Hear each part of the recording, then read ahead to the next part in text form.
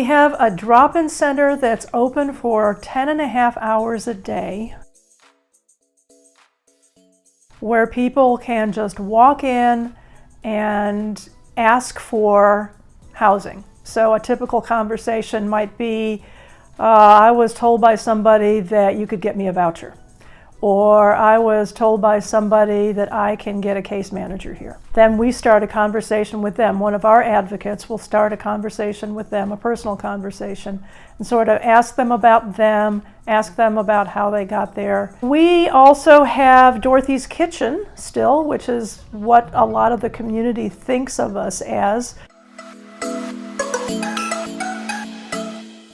Dorothys Kitchen has been around for over 35 years, so it's got a reputation for love and compassion and feeding people. We've taken that a couple of steps further. We still have our love, we still have our compassion. If you were to come to the neighborhood, and those that have been here know, you have to have a lot of love for these folks to be in this neighborhood. This is a hard neighborhood to be in.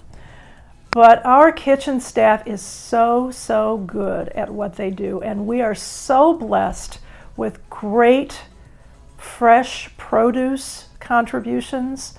The local ranchers contribute meat, protein, and we can make some really awesome meals. So that's 2 meals a day, every day of the week. Our drop-in center closes at 6 p.m. every day, and then at 7 p.m. our Women Alive emergency shelter opens up.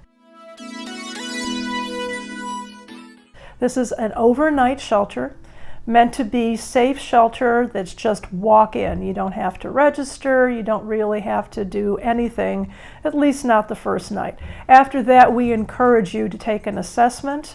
And after a while, that assessment and meeting with a social worker and doing your case management becomes mandatory if you're going to stay in the shelter for any length of time.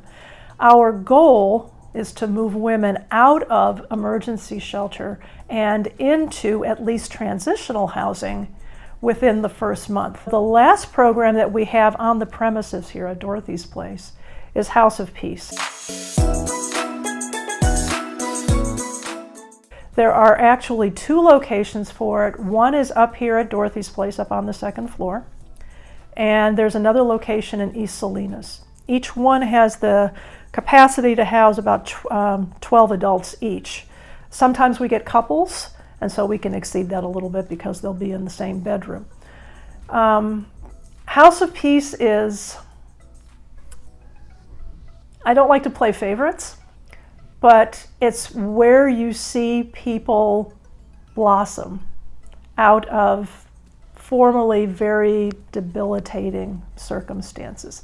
So I could just rail on with story after story after story about people that come into the program broken and often addicted and often have tremendous health challenges. We've had people that recovered from stage 4 cancer here. We've had people that have been raped, brutalized, completely crushed emotionally, get therapy and get psychiatric help and come out of it independent again. We've had people recover from alcoholism and meth use and any number of ugly things that you can possibly imagine. And once they're in the embrace of the house, once they feel the peer support and they get shown the path, they still have to do the heavy lifting. They still buy into their own recovery. But they don't know, do I turn right, do I turn left? That's what a social worker helps them with. And perhaps in the beginning helps them remember to get to their appointments and things like that. Our social workers are also housing navigators, so social work is not easy here. But we do insist that the people that come and stay with us and anybody that works in our programs, that works through our programs, does their own work to the extent that they can.